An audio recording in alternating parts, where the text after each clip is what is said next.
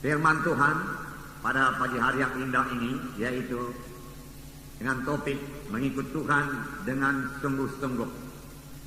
Dan ini memang satu keharusan bagi setiap anak-anak Tuhan. Tidak ada dalam firman Tuhan yang mengizinkan kita mengikut Tuhan dengan separuh hati. Jadi memang seharusnya kita harus mengikut Tuhan dengan sungguh-sungguh, dengan segenap hati, dengan segenap jiwa, dengan kekuatanku, ku sembah Kau Tuhan, ku ikut Kau Tuhan. Saudara, kalau kita mau mengikut Tuhan dengan sungguh-sungguh, kita harus mematuhi seluruh firman Tuhan.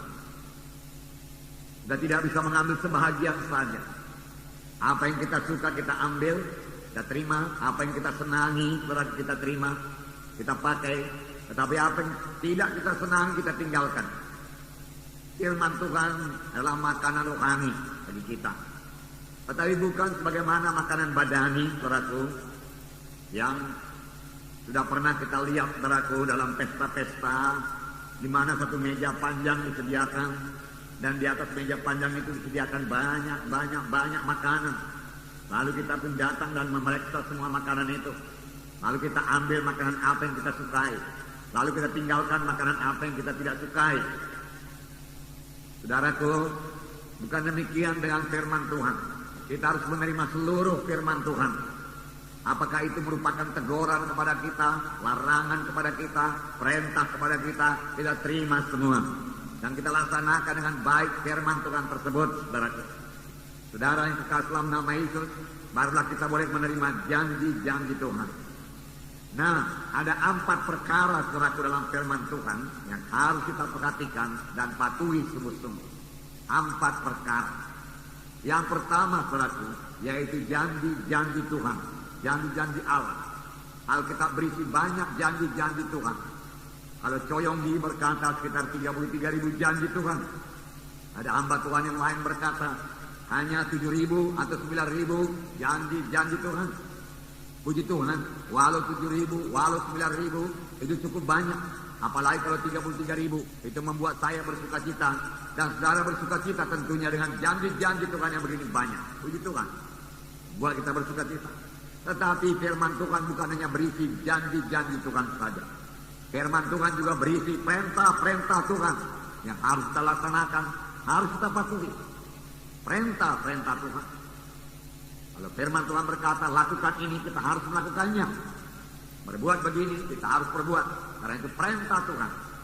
Kemudian ada lagi larangan-larangan Tuhan. Jadi saya dilarang menyembah berhala. Ya, itu harus kita patuhi. Ya. Dilarang mencuri, harus kita patuhi. Sebab firman Tuhan berkata, jangan kamu mencuri, jangan menyembah berhala. Dan banyak larangan-larangan yang harus kita patuhi. Yang keempat, saudaraku, yaitu peringatan-peringatan Allah. Peringatan-peringatan Allah juga perlu kita perhatikan dan kita patuhi. Karena kalau kita tidak perhatikan larangan-larangan Tuhan dan kita melanggar larangan Tuhan, maka bayarannya sangat mahal, saudaraku. Nah, mari kita perhatikan yang pertama sekali, saudaraku, yaitu janji Allah. Janji Allah, begitu banyak janji Tuhan. Saya katakan tadi, saudaraku, ada yang mengatakan 33.000, ada yang mengatakan 9.000, ada yang mengatakan 7.000 janji-janji Tuhan. Haleluya. Saya memang belum pernah menghitungnya. Kalau saudara sudah menghitungnya, saudara mengetahuinya, saudara. Tetapi saya yakin janji-janji Tuhan ini begitu indah bagi anak-anaknya. Dan janji Tuhan ini membuat kita bersuka cita. Dan kalau Tuhan yang berjanji, Tuhan mau menggenapinya. Tuhan tidak berjanji kosong. Dia tidak sebagaimana manusia pada umumnya. Banyak manusia berjanji tapi tidak menepati janjinya. Tetapi kalau Tuhan berjanji, dia pasti menepati janjinya. Walaupun janjinya itu kadang-kadang begitu besar menurut pikiran kita, begitu hebat, begitu luar biasa.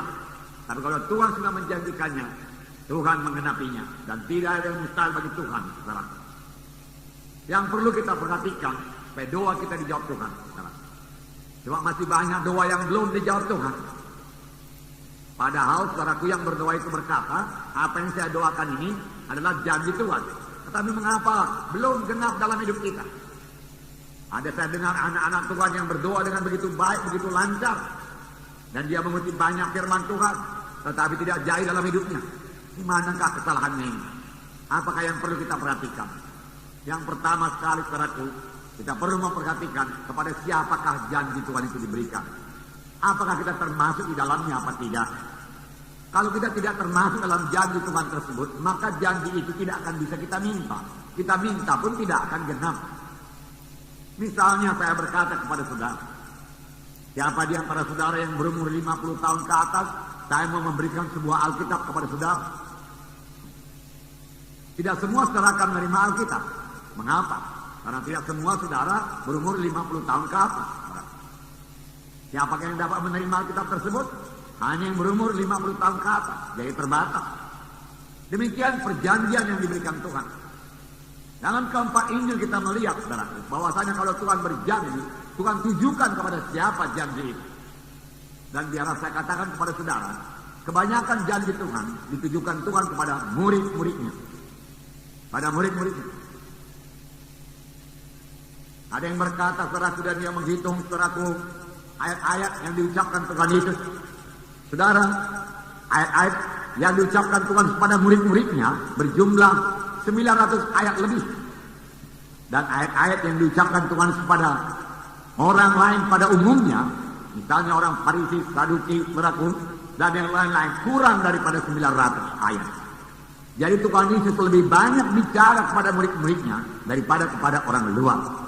Ini juga satu pelajaran kepada kita. Kalau saudara pemimpin SKS, wakil sektor atau wilayah, nah saudara mau memberikan, saudaraku, anggota saudara, maka saudara perlu banyak bicara dengan dia.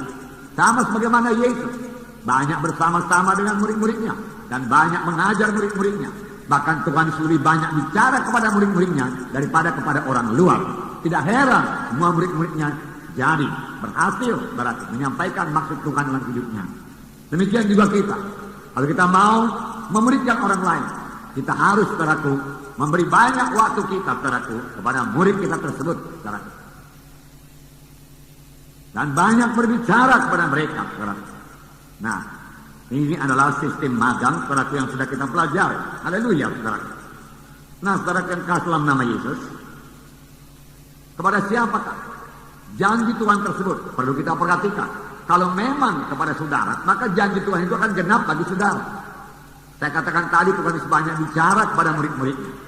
Siapakah murid Yesus? Saudara berkata, Tuhan Yesus memilih 12 murid. Betul. Tetapi sampai sekarang ini masih banyak murid-murid Tuhan Yesus. Apakah kita semua murid? Seharusnya kita semua menjadi murid. Karena perintah Tuhan berkata, kabarkan Injil, jadikanlah sekalian bangsa muridku. Tujuannya yaitu menjadi murid. Tujuannya bukan sekedar selamat saja. Tujuannya bukan sekedar keberkatan saja. Tujuannya bukan sekedar sembuh saja. Tujuannya bukan sekedar jadi orang Kristen saja. Tetapi tujuannya, saudaraku, yaitu menjadi murid. Menjadi murid. Haleluya. Bagaimana kamu menjadi murid? Matius 16 ayat 24. Saya membacakan kepada saudara. Matius 16 ayat 24. Ada dua perkara yang perlu kita perhatikan kalau kita mau menjadi murid. Lalu Yesus berkata kepada murid-muridnya, setiap orang yang mau mengikut aku, ia harus menyangkal dirinya, memikul salibnya, dan mengikut aku. Saudara, di sini ada dua perkara, yaitu menyangkal diri dan memikul salib. Menyangkal diri dan memikul salib. Setiap orang yang mau menjadi murid Yesus perlu menyangkal dirinya dan memikul salibnya. Dalam Lukas 14 ayat 27 ini diulangi lagi supaya lebih tegas. Lukas 14 ayat 27 saya membacakan pada saudara.